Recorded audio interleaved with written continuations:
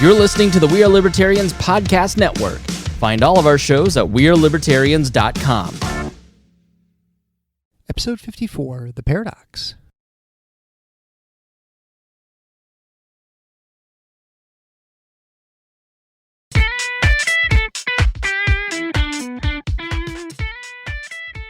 Welcome to The Paradox with your attending, Dr. Eric Larson. He is a practicing anesthesiologist and clinical assistant professor at Michigan State University College of Human Medicine.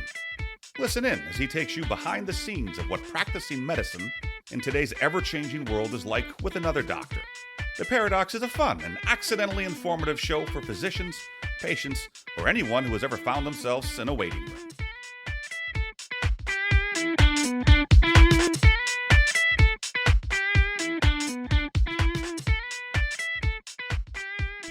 Welcome to The Paradox. I'm your host, Dr. Eric Larson. Thank you for joining me as we explore the U.S. medical system in a fun and informative format where you can learn about what physicians face through expert analysis. In today's episode, I'm joined by my new friend, the delightful Stephanie Slade, managing editor at Reason Magazine. And today we're going to venture outside of what we ordinarily talk about in the show, and we're going to talk about abortion. But specifically, we're going to be talking about the interplay on the legal aspects of what is and is not allowable for institutions to engage in when it comes to medical care. This obviously is an ancillary, would involve the physicians and nursing staff and what their roles and obligations are, too controversial or sometimes morally objectionable to certain people. We're going to be talking about the ACLU specifically and their legal challenges to Catholic hospitals in the United States. We'll then, as is usual per the show, drift off into a little conversation about the politics and the overall state of the nation as far as it comes to abortion, where the abortion laws are, and what Stephanie believes is going to be the future of the abortion debate going forward, and the possible ramifications of Supreme Court decisions coming down the pike. And just as in episode 53, I have another captive hostage here for this interview while attending Acton University in downtown Grand Rapids, sponsored by the Acton Institute. Acton University is an opportunity for those individuals who are interested in connecting good intentions with sound economic principles. This is essentially a faith-based economics convention of sorts, where you can learn more about the intersection of your faith and how it affects the other parts of your life, both domestic and international policy, social thought, history, and economics. The favorite part of the conference for me, obviously, is the opportunity to interact with these lecturers who will then take the classes alongside you throughout the 3 days. And as people know who go to conferences, generally you learn more outside the classroom than you do inside. I always find the funny thing about this conference for me is most of the people, of course, are PhDs in theology or divinity, and I always have to introduce myself as the other type of doctor here, and also one who hasn't written any books or written any dissertation papers. But anyway, you can find more about that at acton.org, and then you can scroll down to the Acton University tab. The next university or conference will be in June of 2020, back in Grand Rapids. And if you do stop by, make sure you send me a note so that we can connect at some point during the breakfast or lunch. I'd love to have the opportunity to meet some of my listeners. As always, the show notes can be found at theparadox.com/054. There you can sign up as well to get regular notices of things that I'm sending out, which for the most part have been just announcements of the show coming out. You can also visit my Patreon page where you can support the show. It gives you the opportunity to find links to other appearances I've made in other podcasts, which are totaling about 10 now, I think. But if you don't want to bother with that, you can certainly just go to the Twitter feed. Find me at The Paradox Show, and that's PRADOCS. And there you can get live action and find out what's going on as far as medicine and my other appearances, other shows. Finally, if you've not yet subscribed to the show, please do so on your favorite podcast player, and continue to recommend the show to your friends and family and colleagues. I appreciate all the support. And with that, I'd like to introduce a discussion on abortion with Stephanie Slade from Reason Magazine. Enjoy. Well, hello. I'm here with my new friend, Stephanie Slade, delightful woman who's the managing editor at Reason Magazine, contributing writer at American Magazine. We're here again at Acton University, so I have her captive here at the conference. We're going to talk about something a little unconventional for my show, but we're going to talk about, I guess, the politics and the some of the legal aspects that go along with some aspects of medicine. So first, Dr. Slade, I'm so used to that. Stephanie, thank you so much for joining me today. Thanks for having me. We're going to talk about the piece you wrote last year called "Why is the ACLU Targeting Catholic Hospitals?" And so why don't you go into sort of the backdrop of what that article's about, and then we'll kind of go from there, I suppose. Yeah. So this is a sort of controversy that's been brewing for a few years. It goes back at least to 2013 when the ACLU and a group called Merger Watch put out a report that just was like sounding the alarm at this horrifying development, which is that there are too many Catholic hospitals in this country. And this was troubling from their perspective because, as you may guess, Catholic hospitals run by affiliated with the Catholic Church have some rules about the types of procedures and quote unquote care Sure. that they're willing and not willing to provide. So things like not doing abortions, that's an obvious one. Also not doing elective sterilization procedures. If somebody has a particular malady and needs, for her, if she has, cancer or something and there needs to be a hysterectomy, that's not what we're talking about. But if somebody just says, I have had 2 kids and I want to stop now, I want you to sterilize me, Catholic hospitals that are following the directives of the Catholic Church won't do that. And also some therapies associated with transgender folks too, where they're demanding access to certain surgeries and treatments. That's not an option at a Catholic hospital. And so from the perspective of some people on the political left, too many Catholic hospitals means too many places where people can't get the treatment that they think they deserve, and that this is a problem. And so they've started launching a series of lawsuits trying to force these hospitals to provide this again, quote unquote care. Right. And so we're talking about the care like a self-injectomy. That's oftentimes you have to have your ovary removed for some reason, like you mentioned, cancer. That would obviously be okay. But the Catholic hospitals, and we'll just kind of say religious, although essentially we're talking about Catholic hospitals at this point. But it could be other. But pretty much the Catholic Church is the one that's the main sort of driver. Although I don't know if it's a church necessarily anymore, with like Trinity Health and stuff like this was their Catholic leadership. May not get their dictates from the Catholic Church itself. The U.S. Conference of Catholic Bishops has put out a set of directives that Catholic-affiliated and Catholic-owned hospitals are supposed to abide by, that governs these questions. So they are supposed to be, and generally speaking, the bishop of the location that the hospital is in has some oversight responsibility to ensure that the hospital is operating in accordance with those directives. Right, and I think to back up a little bit further, if we want to look at the history of hospitals, I mean, most hospitals, when you look at the turn of the century or even before in the 1800s. They were philanthropic institutions. Generally, they were through a church or some civic organization.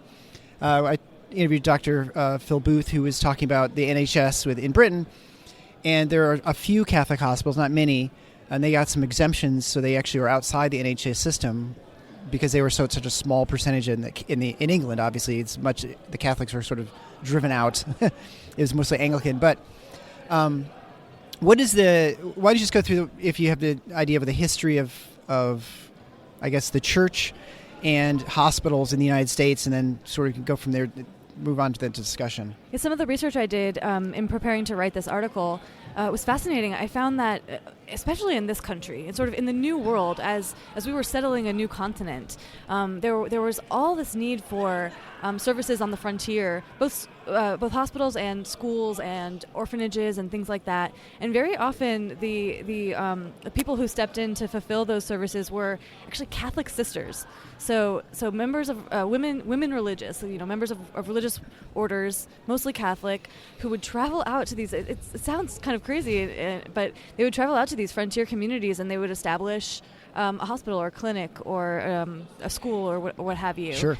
And so many of the oldest hospitals in the country are faith-based. They were founded by Catholic religious sisters, and they were providing services when there was no one else to do that. It was either either somebody come in and offer care as a sort of act of charity and service, or these people would go without. Yeah, it is hard for us to envision now in 2019. And even within 2 generations of us, we have a fairly modern healthcare system. Even in 1960, it was much more. It was nothing like it was at the turn of the century, right? And it is hard to imagine, really, only 130 years ago, let's say, there was a frontier. I mean, in many ways, there was areas with no civilization, and so if anyone needed care for anything or any sort of, there were no formal institutions most of the time, and so the church or those who were looking for mission work who today go to Malaysia or Burma or wherever. I mean, then they were going to Wyoming or what, exactly, right? I mean, so they had to fill those roles were not being filled by the civil society in that area because it was poor or rural or just didn't exist yet. Right, exactly, and plus they were also dealing with different types of medical issues at the time. So, essentially, plagues, right? Right. Yeah. These were highly contagious diseases that often these women religious they were nursing patients through malaria and whatever else, and there was stories about Catholic doctors and nurses, they contracting leprosy, and but they felt like this is for the glory of God, and so they weren't worried. There's stories about how some of the more professional doctors they wanted the sisters as their nurses because they were fearless, they said. Sure, yeah. I mean, it's I guess a modern equivalent like Doctors Without Borders, where you're almost in a war zone delivering care in a way, again, without concern about your own safety, right? I mean, so it's probably a different calling as far as what motivates you, but essentially I guess it's the same sort of thing. So we'll now back up to the present, and we look at this controversy. I've been looking for someone to talk to about the conscientious objecting thing, and this is not exactly it, but there's definitely a question when it comes to medicine. What is the obligation for someone who's providing health care? If you're a physician or nurse, what are you required to do? I mean, there's a morality question, I think, which is maybe a little different than this question, because this is more, we're going to focus more on the legal one right now.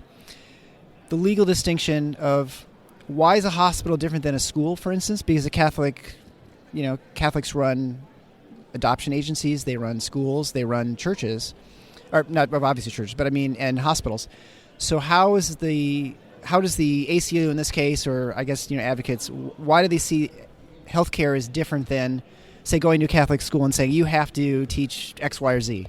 It's important to recognize that although these lawsuits have been coming fast and furious for a number of years now, they haven't been successful. And there's a reason they haven't been successful, and it's because there's really no legal grounds. I mean, it's a weak case that they're trying to make. But their claim is that if you want to operate a hospital and you're opening your hospital to the public, then you have to do everything. I mean, it's actually, I interviewed Carol Keehan. She's actually a sister, a religious sister, and she also heads up the Catholic Health Association, so the overarching group that oversees all of these different Catholic hospitals. I interviewed her for the story, and she was saying, like, it's actually crazy because everybody understands that there's some hospitals that don't do some things. Sure. Different hospitals specialize. Some different hospitals are different sizes and are able to, to offer a wider array of services than others. And nobody walks into a hospital that doesn't have a neurosurgery department and says, I demand that you do neurosurgery on me because you have an operating room. Nor would you want to, hopefully. Yeah, exactly. But that does seem to be the argument they're making. And it's also very often couched in terms of discrimination, which I don't think is a legitimate charge to lodge here. But they'll say you're discriminating against women by not providing them with these services. Because there aren't really any equivalent male services that are not, right? I mean, it's not elective sterilization, right? That Sure, I guess vasectomy, sure. Yeah. So, but as far as fundamentally, what we're talking about is we're talking about abortion, right? I mean, if it weren't for abortion, I don't really think the ACLU would be banging the doors in the hospital saying we demand that you sterilize people. Well, maybe not, but now the new hot issue is these transgender, what they call gender confirming care, surgeries and therapies, right. And so that's now that's the new frontier. It's almost the hotter issue than even abortion. Well, sure, and I would say it's been interesting, but I've been noticing just in my own care. I mean, I've seen a lot more of it. We're doing hysterectomies, we're doing mastectomies. I mean, depends, who's coming through the door, and even in an area where I practice, I would say it's not. I wouldn't say there's a. It's not an area you would expect to have a huge demand for this sort of service, but we are seeing a lot. Now, maybe we're drawing from a larger area because we're a large health system, but I've talked to people in other places of the country, and they're seeing it as well. And so I guess the question is, you can make an argument, I guess, more easily with abortion. You can say, well, there's a question whether you're taking a life, and that's sort of the fundamental question I feel when it comes to abortion: is it a life? Is it not a life? And are you taking it? Whereas in this case, it's sort of like, are you just doing a cosmetic surgery or not, right? Right. And so, do you think that changes the legal argument at all? I don't know if it does, actually. Although abortion is a hot button issue in a way that some of these other procedures aren't. Ultimately, this is the First Amendment question, and so that's what the grounds on which these cases have been decided so far, which again have essentially unanimously come down on the side of the hospital systems, these Catholic hospitals and hospital systems. The judges have said, like, we may even agree, we may even want to side with the ACLU, but the First Amendment is the First Amendment, and it says what it says, and so we just can't find a legal rationale that makes sense to allow us to side with the ACLU. Part of the legal argument that the ACLU and their allies are making is that this is their side is especially strong, they say, in communities where there is only one hospital, and that's a Catholic hospital. And they say, well, okay, maybe if there's a bunch of hospitals to choose from, our case is weaker, but if there's only one hospital in the community, and you have to go, it's something like if it would take you more than 45 minutes to get to the next nearest hospital, well then surely you should not have to travel 45 minutes to get an abortion. Right. Which I still obviously think that's a very weak and questionable argument, but that's one of the things they're saying, and I think that they're able to. There's more. They can garner more sympathy when they can say, well, there's a sole provider of care in a community. If that's a Catholic hospital, then maybe the hospital has some extra obligations that could outweigh the First Amendment. But the courts have said no. The First Amendment outweighs even that case that they're making. Right. So the access issue is not even enough for them at this point to get. And it's interesting because I think if you look at Europe, which is probably where this, I'm sure the same arguments have been had in Europe, but there's that First Amendment is very unique to the United States, right? It provides protections for religious institutions and for individuals to sort of do more what they want to do and what they feel like your obligations are less, I suppose, right? Right. But on the conscientious objector point, I do think there is a limit to the First Amendment that is worth acknowledging, and that actually sometimes people on the right on this issue maybe go too far on, I think, which is, on the one hand, I think that to force a hospital or a clinic to do procedures that the owner has conscience-based objections to is clearly a violation of the Constitution. But there's another thing, which is, what if you have a public hospital that is employing people? Should its employees have the right to claim conscientious objector status? Should a doctor be able to say, I don't do abortions? And what if you have a private hospital that wants to offer those services? Is that private hospital required under the law to employ people, even if those people say, well, I disagree and I want an exception? And I'm not so sure that I can get behind the government stepping in and forcing a private hospital or clinic to have to employ people. I'm very pro-life, but if we are in a legal regime where abortion is legal, and if a clinic wants to offer abortion, I don't like the idea. I'm very uncomfortable with the idea of the government saying, well, you must hire people even if they're going to refuse to offer one of the services that you as the owner of this clinic or hospital wants to offer. Oh, I see what you're saying. So shouldn't it be, ultimately, I think that I'm also a libertarian, so I'm one of the unusual pro-life libertarians out there, but not that unusual, I think. I think there are more than for a long time people believed there were. There are more of us. I feel like I don't think it's a 50-50, but it's a 60-40 split, I bet. Could be.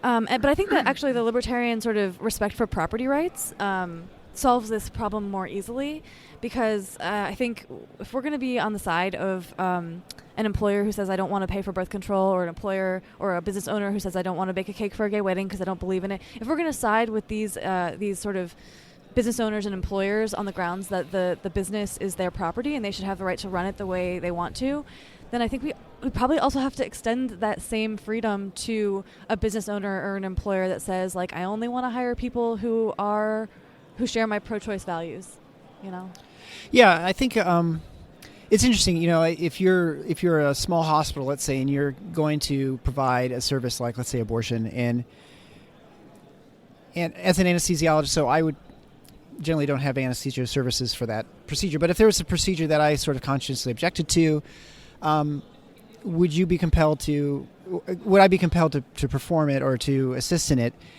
And I guess I would say I don't think anyone's compelled to assist in whatever they think is morally objectionable, but it's probably not unreasonable for that hospital or clinic or to say, well, if you are unwilling to do what's done in this place, you're no longer either welcome here, or maybe at a minimum you have to find some way of alleviating this. So find someone else. If you're not willing to do it, is your partner willing to come by and do that procedure? And so what we'll see in our here in Grand Rapids, we have a Catholic hospital here in town. That's actually not, our group doesn't provide coverage for, but we will see the sterilizations that come from, the woman's given birth 2 days ago or 3 days ago, and sometimes even the obstetrician who delivered in that other hospital will come, and very rarely comes to our hospital, but has privileges so they can come and do the tubal ligation, Right. And I'm sure the hospital knows that they're doing this, and they don't probably object to that process, but it's just like, as long as it's not our institution, we're okay with that. But maybe I think most of these things can be worked out, sort of, There's a way to negotiate these issues up front in a civil way, and under the sort of contractual, again, legal regime that we have, where you can say, like, I'm a hospital and I want to hire people. A qualification for a job at my hospital is that you be willing to do these things, and so I'm not gonna force you to do these services if you go work somewhere else. But if you want to draw a paycheck from my business, then you got to be willing to do the thing that we exist to do. And even if I personally, I'm speaking for myself now, even if I think that thing ought not be legal and is not moral, that's a battle we need to win at a sort of cultural level, I think, before we can be demanding that a private person who has a business must employ someone, because this actually is the flip side of the issue. In some states, they've tried to pass laws that say that business owners may not discriminate against women who have had abortions. Well, what that actually means in practice is, if I am employers may not discriminate. What if I'm an employer who's hiring people to work at my pro-life ministry? Am I allowed to discriminate against a woman who says I'm a proud abortion advocate? Of course I should be allowed to discriminate against them. I should be able to decide what qualifications matter for my organization, and we should respect the rights of people on the other side to also, even if we disagree with them and we want to argue with them and tell them why they're wrong, we shouldn't try to use the law to force them to enter into a contractual business relationship with somebody, in this case a formal employment relationship, against their will. Right. I agree. And something that's a little bit unique to hospitals is although nowadays most physicians, 70% or so, are employed by the hospital system itself, so one could say they would have contractual obligations to the hospital, the facility. Not long ago, you were basically an independent physician, and you would bring your business to a hospital. You may have only one hospital you go to. You might go to a couple. And so you might be someone who would be an obstetrician working at the Catholic hospital and also have at the nonprofit or whatever, the secular, hospital system. And so you may choose to move your business to different places based on what they want to do and what they allow. And so in some ways, that works itself out as well. So. And I think it's easier for these things to work themselves out the less there are, again, top-down government regulations that, because the market can come up with creative solutions that it would be hard for me to even envision. So, standalone clinics that offer just certain services maybe could be a solution to this problem, but only if the government gets out of the way and doesn't try to regulate those new business arrangements out of existence. Right. I mean, that's all I talk about in the shows is ways of not getting around the government, but I mean, just finding disruptive, innovative solutions for solving problems. And there are lots of docs doing things. One of the interesting aspects of this is, you look at the regulations, rules that have been imposed on the Catholic ministries, like the adoption agencies in Europe. And I think one of the expectations by those who advocate for forcing people to do certain things, like the Catholic Church in this instance, is the assumption that once they win, the church will capitulate and do it. And as you look at Europe, they said, you got to, we have these new rules for adoption. And the Catholic Church said, okay, we just close them all down, which I'm sure was not the expectation, right? I don't think anyone would be advocating for all these things. And suddenly these hospitals just, okay, and they close the doors. I mean, it's not unreasonable to think the Catholic Church would do that, right? Right. And what's crazy is that, again, like I said, one of the arguments being made as well, it's especially important that we force these hospitals to do what we want when they're the sole provider of hospital care in a community. But what that really means is no other hospital has been able to figure out how to stay afloat in these rural communities, mostly rural communities. Sure, yeah. The Catholic Church is willing to sustain losses in order to keep hospital care available in these places. And if you try to force the Catholic Church to endorse abortion and to perform abortions, the Catholic Church is going to close its hospital, and there's going to be nobody providing care in these places. It's not going to be, it's not going to be good for the people on the ground there. It's going to be much worse. Right, and even in a city like ours, where we have a couple of hospital systems, to lose a third of them is not going to be advantageous to us, and ours tends to serve more of the underserved and a lot of the trauma and things like that. So those people just no longer have a place to access and get care. And I think actually one of the court cases actually was specifically the hospital system here in Grand Rapids, I think was.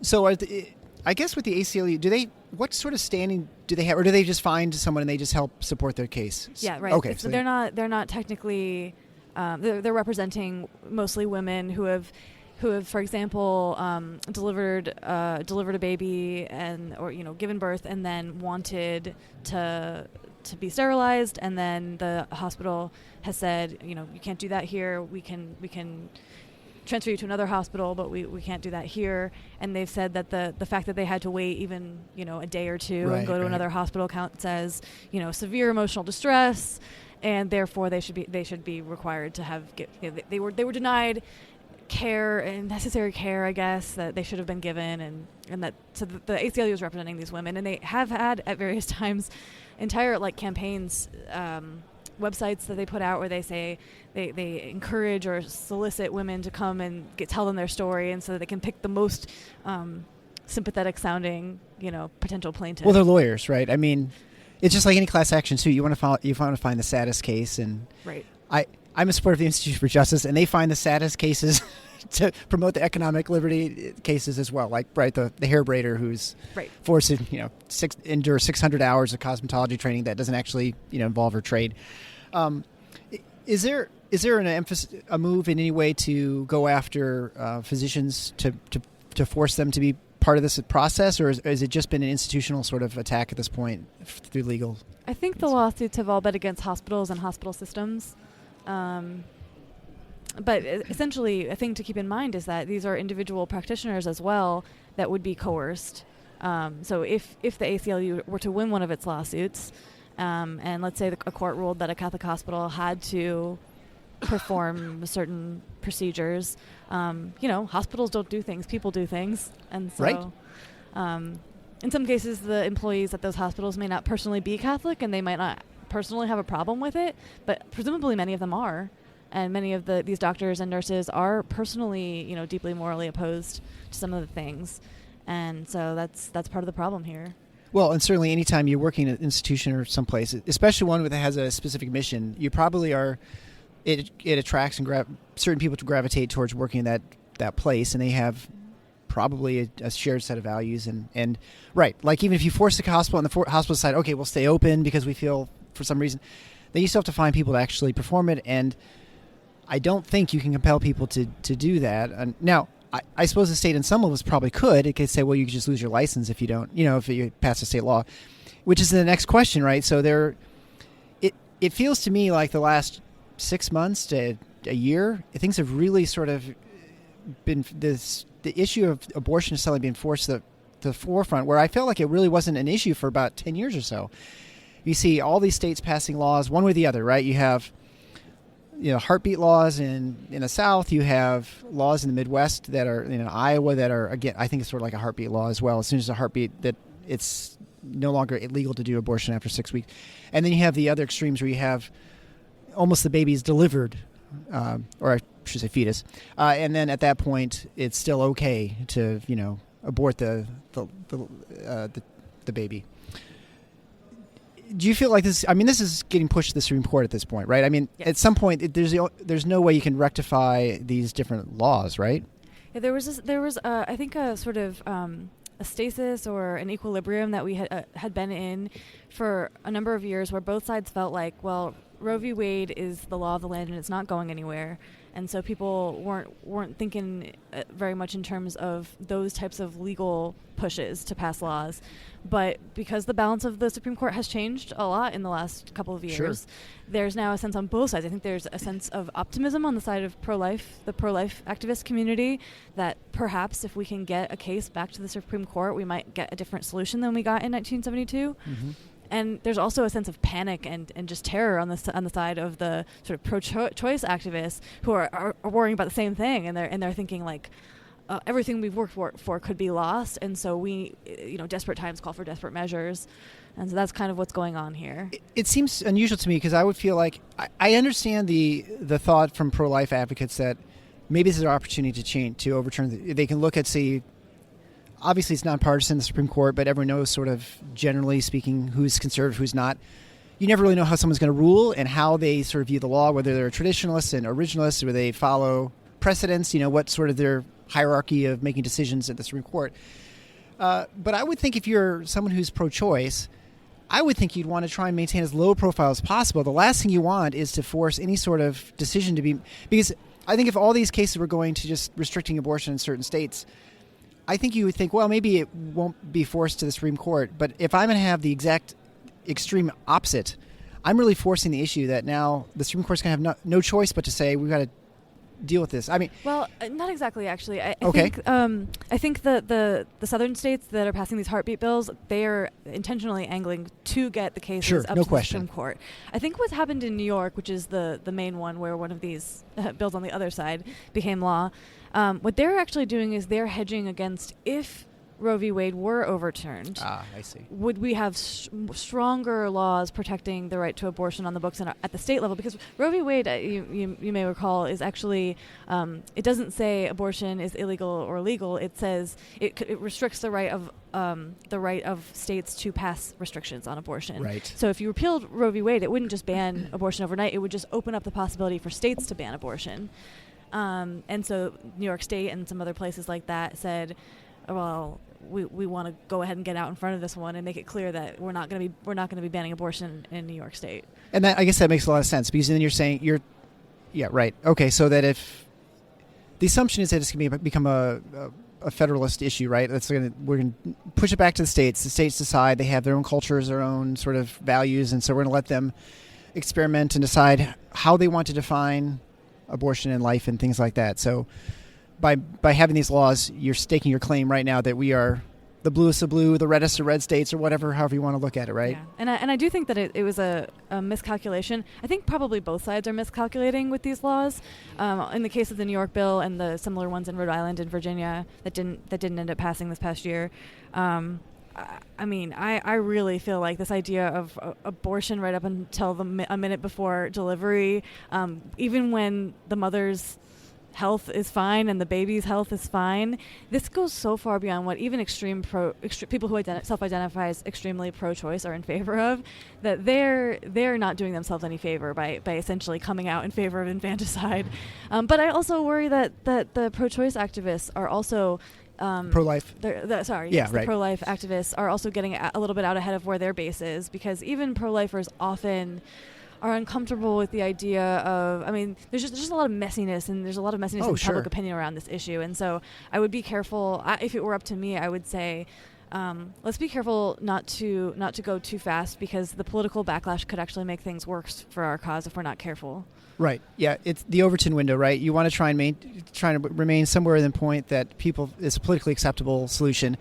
At 6 weeks, you're looking at people are only at that point sort of getting a positive pregnancy test, and so yes, the fetus has developed quite a bit, and it's certainly not viable outside, but it does make it's more complicated for people because you're not showing when you're pregnant and things like that. So I guess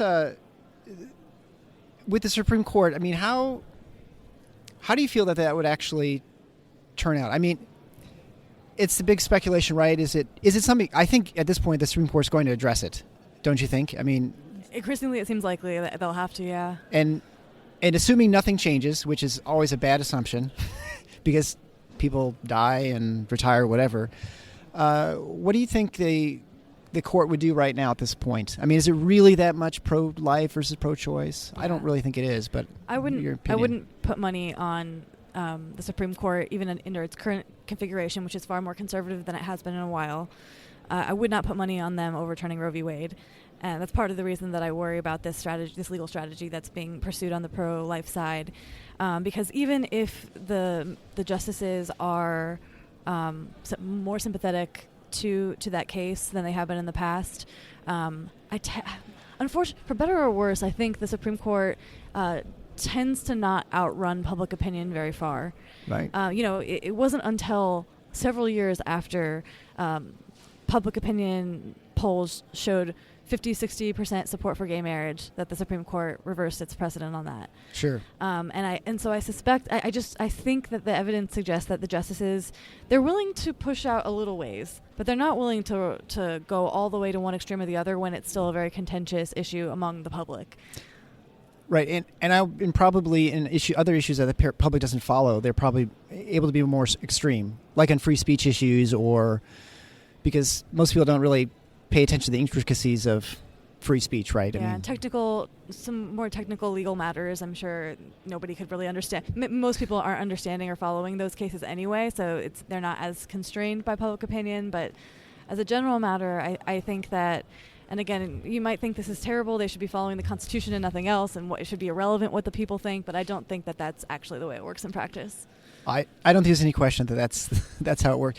And I mean, like you said, there's been sort of an equilibrium for 40, 50 years almost, right, at this point. And so what happens when you upset the apple cart? Is it going to be okay, or is it going to be sort of, are you going to have factions? It could be much worse and uglier. What's interesting, too, though, is that the number of abortions has been decreasing, and there are less abortions now performed than there were, actually, I think even Roe v. Wade's decision came in place, yet the population's, 100 million more people or something like that.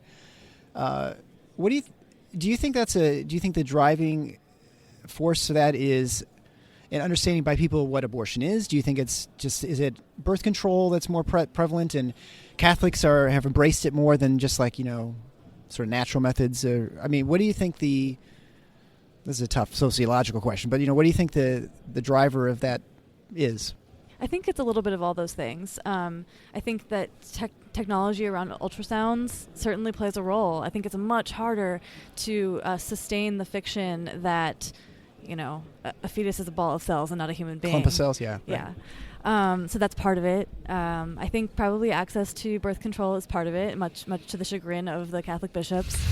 I think, education is part of it, and to just sort of the sort of important understanding of the importance of waiting until you're married to get pregnant. Increasingly, there's been a lot of talk among sociologists about how this is one of the keys to at an individual level. If you want to dramatically increase your chances of flourishing in life, if you wait to have kids until after you're married, that is like the difference. So there's been a lot more talking about that lately, I think, after a number of decades of maybe moving away from talking about things like that. Right. Well, and I feel like even like with other societies in Japan or Europe, people are waiting longer to get pregnant, for one thing, and there's less just underage.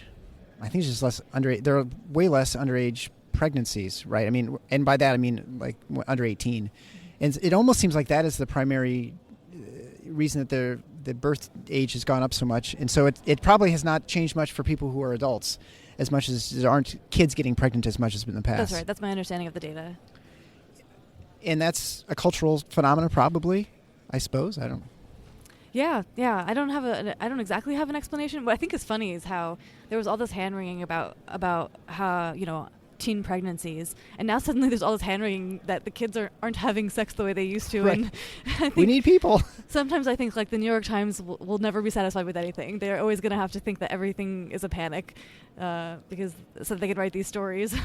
Well, if it bleeds, it leads, and if there's nothing bleeding, we got to talk about something. We got to pretend that it is. Right. What do you? I guess, what do you think the future is for at least the Catholic hospitals? Because it sounds like it not only, maybe at this point, the abortion issue is sort of, there's precedent, at least a legal precedent, so it's probably harder to bring a case up at this point. So soon. They're continuing to try. Sure, but I mean, I think at this point you've got to see the writing on the wall, right? I mean, it's not probably going to change much unless you have some new compelling, or you get the right judge or something like that. But the transgender thing is certainly more interesting in the sense that it's a newer phenomenon. Is that something they're starting to push, or is there not a lot of? Oh yeah, no, there's been a number already of lawsuits brought against, again, mostly Catholic hospitals for not providing what they call gender confirming care, and they so far have not been successful as far as I know, but they're going to keep trying. I don't see any indication that the ACLU and their allies are going to just say like, well, we tried, we failed, let's move on to some other issue. I think they're going to keep coming, and the thing that makes me nervous is that as the culture changes around this issue and people become more accepting of the idea of transitions and whatnot, the cultural bulwark against a legal ruling going against the hospitals becomes eroded.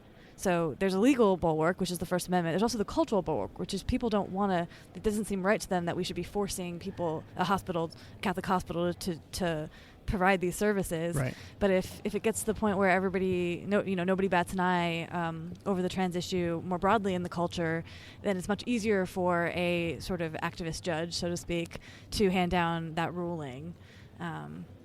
So I worry that that's the direction we're going. I mean, I think personally, I feel like it's going to, it would be not hard to find a surgeon who's unwilling to do a double mastectomy, who does it for breast cancer, and take them to court.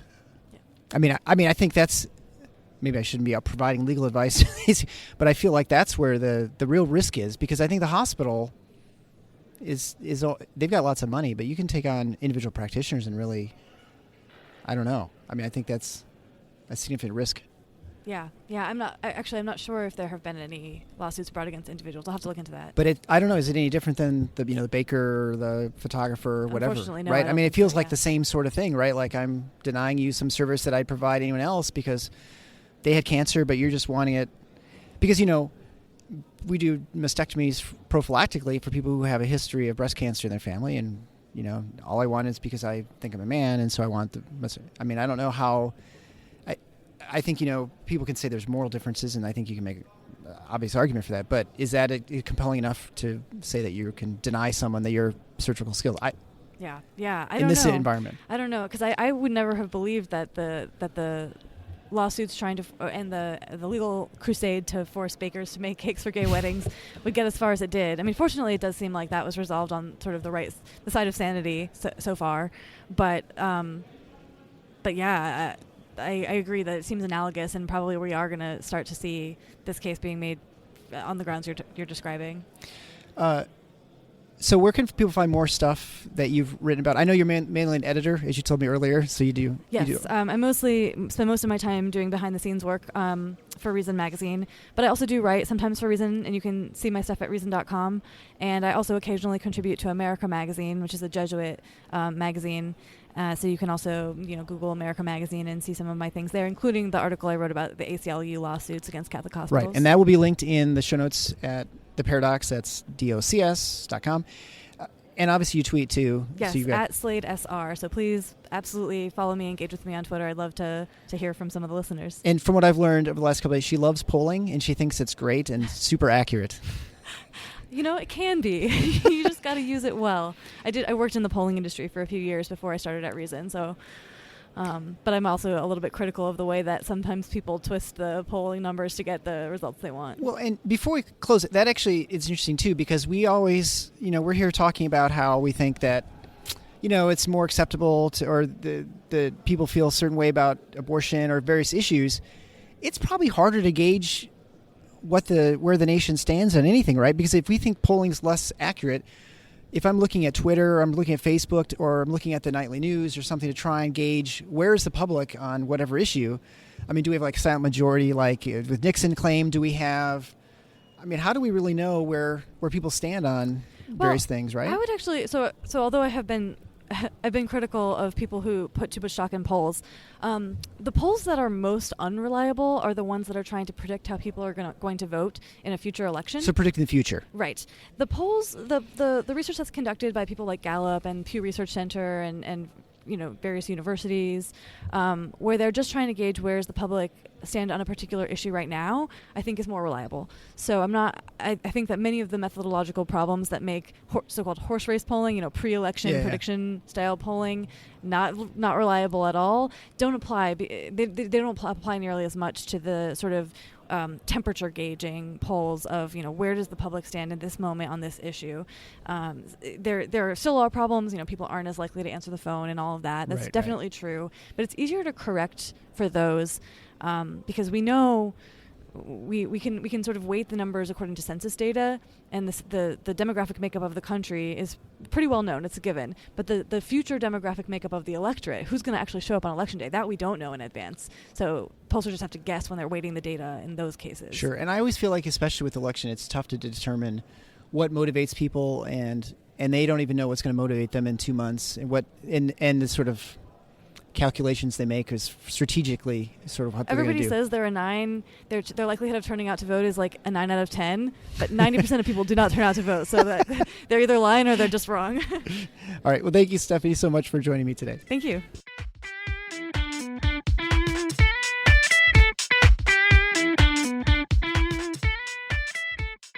Thanks for listening to The Paradox. If you like what the doc is doing, please subscribe and leave a review on iTunes or Stitcher. And share the show with your friends. Become a supporting listener to get access to special bonuses at patreon.com/theparadox. Show notes can be found at theparadox.com.